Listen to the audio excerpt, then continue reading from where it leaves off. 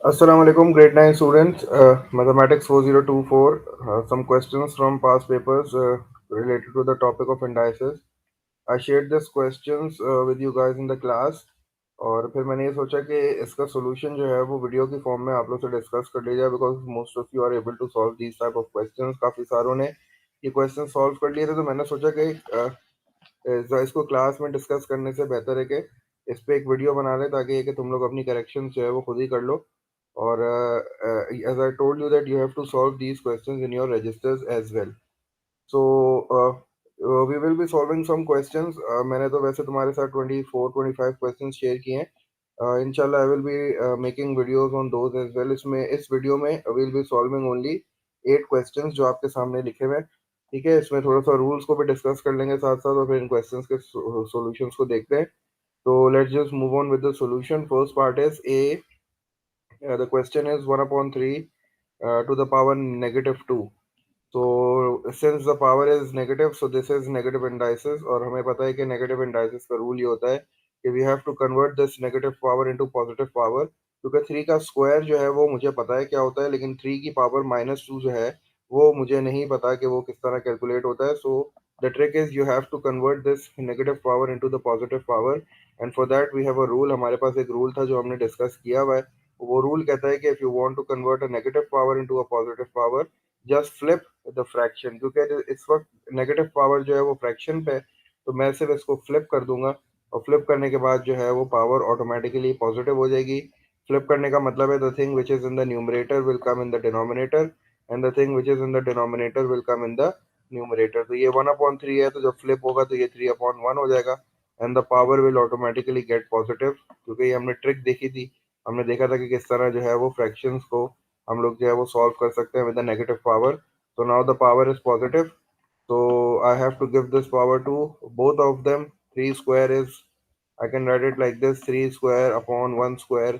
1 square is 1, so I don't have to write it in the denominator anymore, and I know that 3 square is 9. So your final answer is 9.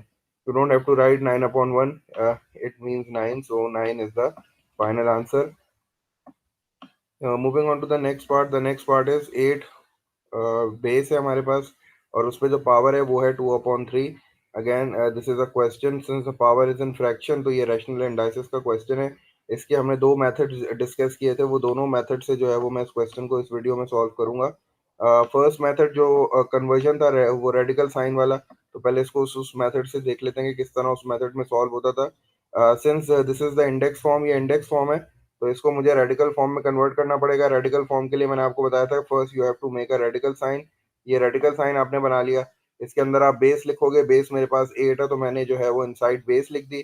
जो denominator में power होती थी वो बाहर आ जाती थी इस तरह करके, और जो न्यूमरेटर में पावर होती थी उसको मैं दो जगहों पे लिख सकता था। यहाँ भी लिख सकता हूँ 2, और I can also right it, मैं ब्रैकेट बना के 2 को आउटसाइड द ब्रैकेट भी लिख सकता हूँ। Now I have to find a number जिसको मैं 3 बार मल्टीप्लाई करूँ तो 8 आए। तो 2 वो नंबर है जिसको मैं 3 बार मल्टीप्लाई करूंगा तो मेरे पास 8 आएगा, तो इसलिए मैंने जो है वो 2 लिख दिया। और चूंकि मुझे पता है कि there is a bracket and there is a square outside the bracket, तो 2 स्क्वायर जो है उसका मतलब होता है 2 मल्टीप्लाई बाय 2, तो इसका आंसर जो है वो आ रहा है 4। अब इसको दूसरे मेथड से भी देख लेते हैं। जो मैंने आपको सिखाया था, जो मुझे अच्छा लगता है मेथड, वो क्या था कि I have to remove this 3। इस 3 को रिमूव करने के लिए I have to check out is there any number whose cube is 8। तो उसका आंसर भी यही है कि 2 इज द नंबर जिसका क्यूब जो है वो 8 है। तो I will just write 2 cube in place of 8। 8 की जगह पे मैंने 2 क्यूब लिख दिया। उसी तरह मैंने ब्रैकेट बनाया, और ब्रैकेट बनाने के बाद मैंने जो पावर थी वो पावर बिल्कुल बाहर आएगी, जैसे हमने क्लास में भी डिस्कस किया था। ये आपको पावर जो है वो बाहर लिखनी पड़ेगी। आई जस्ट कन्वर्टेड 8, ये सिर्फ मैंने 8 को 2 क्यूब की फॉर्म में लिखा है। 2/3 will be outside as it is. इससे फायदा क्या होगा मेरे पास कि ये 3 and 3 will be cancelled out. Again मेरे पास 2 का स्क्वायर बच जाएगा, और मुझे पता है कि 2 का स्क्वायर क्या होता है 4। तो again the answer is coming out to be 4। तो आपकी मर्जी है, इसको किसी भी मेथड से आप सॉल्व कर सकते हो। If you want to convert it into the radical form, तो रेडिकल फॉर्म में भी इसको सॉल्व किया जा सकता है।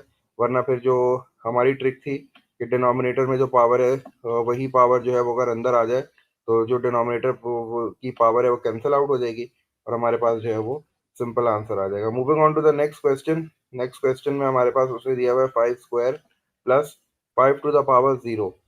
अब we know that we didn't study any rule that was related to addition और सब्ट्रैक्शन। हमने कोई रूल ऐसा नहीं देखा जिसमें एडिशन और सब्ट्रैक्शन का साइन आ रहा हो। हमने मल्टीप्लिकेशन और डिवीजन का तो देखा है। इसका मतलब है कि हमें इसको बस सिर्फ सिंप्लीफाई करना है। तो इसको सिंप्लीफाई करने के लिए हमें पता है कि 5 स्क्वायर का मतलब होता है 5 × 5 जो कि 25 होता है, and then positive sign as it is हो जाएगा। और फिर यहाँ मैं जो है वो जीरो इंडाइसेस मतलब जीरो पावर लॉ यूज कर सकता हूँ। मुझे पता है कि zero is on base 5, zero किसी भी बेस पे होता है तो मेरे पास आंसर जो है वो 1 आता है। तो इसका मतलब है 25 + 1 will be equals to 26 again. Fourth part again simple सा है, बिल्कुल पहले पार्ट की तरह। I have to convert this negative power into the positive power. तो इसको फ्लिप कर देता हूँ। फ्लिप का मतलब है कि जो चीज़ न्यूमरेटर में थी वो डिनोमिनेटर में आ जाएगी, क्योंकि ये फ्रैक्शन है तो ये इस तरह फ्लिप हो जाएगा और पावर ऑटोमेटिकली पॉजिटिव हो जाएगी। और अब मैं जब ये पावर दोनों को दे दूंगा तो मेरे पास जो फाइनल आंसर आ जाएगा that will be x²। Fifth question में हमारे पास एक बेस है और उस बेस पे दो पावर्स हैं। ठीक है, तो सिंपल इसको जो है वो डबल पावर लॉ से कर लेते हैं। डबल पावर लॉ क्या कहता था? डबल पावर लॉ कहता था कि अगर एक बेस पे दो पावर्स हैं तो आप उन दोनों पावर्स को सिंपली मल्टीप्लाई कर दोगे। तो 6 को जब आप हाफ से मल्टीप्लाई करोगे तो आपको पता है ये रिड्यूस हो जाएगा। 2 × 1 = 2 एंड 2 × 3 = 6 हो जाएगा। तो इसका मतलब है मेरा जो फाइनल आंसर आ जाएगा दैट विल बी x³। और सिंपल डबल पावर लॉ मैंने यूज़ कर लिया। इसको रेशनल इंडाइस में जाने की जरूरत नहीं है, खामा में चीज़ें कॉम्प्लिकेटेड हो जाएंगी, उससे भी आंसर यही आएगा। अगर आप इसको कन्वर्ट करना चाहो रेडिकल फॉर्म में फिर सॉल्व करो, तो इससे बेहतर है कि इसको सिंपल मेथड में डबल पावर लॉ से इसको सॉल्व कर लो। Final answer is x³।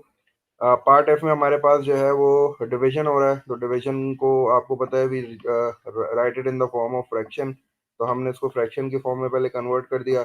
25x² divided by 5 x⁻⁻4 है, तो वो मैं फ्रैक्शन में डिनोमिनेटर में लेके, क्योंकि आपको पता है डिवाइड के साइन के बाद जो भी चीज़ होती है that comes in the denominator. तो ये -4 हो गया। अब मुझे पता है कि I can reduce this 5 and 25 क्योंकि दे कम इन द सेम टेबल। तो ये रिड्यूस हो सकते हैं। 5 × 5 is 25, so 5 × 5 is 25 और 5 × 1 is 5। तो मैंने इन दोनों को रिड्यूस कर दिया है। और अब मैं जो है वो यहाँ डिवीजन वाला लॉ यूज कर सकता हूँ कि the basis are same and they are being divided, तो the powers will get subtracted. Law number 2 जो हमने डिस्कस किया था, तो उसके लिए मुझे जो है वो पावर्स को सब्ट्रैक्ट करके दिखाना पड़ेगा। और पहली पावर 2 है और जो दूसरी पावर है वो नीचे से जा रही है, मतलब दूसरी वाली पावर -4 है। और लॉ कहता है कि माइनस करना है तो एक माइनस लॉ का हो गया। और फिर ये जो है ब्रैकेट में मैंने -4 लिखा क्योंकि मुझे पता है ये सब्ट्रैक्शन वाला लॉ है, डिवीजन हो रही है। तो मेरे पास जो फाइनल आंसर आ जाएगा this minus and this minus will जो है प्लस हो जाएगा। और 5 x⁻6 हो जाएगा क्योंकि 2 + 4 विल गिव मी 6। तो 5x6 will be my final answer. Again rational indices का क्वेश्चन है, रेडिकल फॉर्म में करें या इसको जो है वो दूसरे वाले मेथड से सॉल्व कर देता हूँ, क्योंकि since I have some limited space तो I need to see this number 2। so in order to remove this 2 I have to check is there any number whose square is 4. So yes, 2 square is 4, so I will write 2 square inside the bracket, and then I will close the bracket and the power will come as it is outside the bracket. इसका फायदा क्या होगा कि 2 से 2 cancel हो जाएगा और सिर्फ 5 पावर बचेगी। और आपको पता है कि 2 की पावर 5 कितनी होती है, मतलब 2 को जब मैं 5 टाइम्स मल्टीप्लाई करूंगा, 2 multiply by 2 multiply by 2 multiply by 2 multiply by 2, तो ये 32 आ जाएगा। और ये चीज़ें आपको याद करनी पड़ेंगी क्योंकि मैंने बिल्कुल इंडाइसिस के लेक्चर में स्टार्ट में ही कहा था कि आपको कुछ पावर्स जो है वो याद करनी पड़ेंगी, क्योंकि इस टॉपिक में कैलकुलेटर अलाउ नहीं है। तो you have to multiply it your self, या फिर याद कर लो या फिर मल्टीप्लाई करके चेक कर लो। लास्ट क्वेश्चन देख लेते हैं इस वीडियो का। 9 की पावर -2 अगेन आपको पता है कि there is nothing in the denominator, तो 1 होगा। और in order to power positive करने के लिए मुझे इसको फ्लिप करना पड़ेगा, तो 1 will come in the numerator. और ये जो पूरा का पूरा है ये 9 और पावर इसकी पॉजिटिव हो जाएगी। मेक श्योर कि आप बेस का साइन ना चेंज करो, बेस बिल्कुल एज इट इज रहती है। जब ये चीज़ नीचे चली जाएगी फ्लिप हो जाएगी तो सिर्फ पावर पॉजिटिव हो जाएगी। और आपको पता है कि 1/9² का मतलब है 9 multiply by 9, so that is 81। so the final answer is 1/81। you don't need to convert it into इसको डेसिमल में कन्वर्ट करने की जरूरत नहीं है, just leave your answer over here। so these were some questions from past paper related to topic indices। अब इंशाल्लाह next video में मैं और क्वेश्चन सॉल्व करूंगा। so stay tuned, watch this video। अगर फिर भी कोई कंफ्यूजन हो तो do tell me, we will discuss that query in a video as well। thank you very much, take care, Allah Hafiz।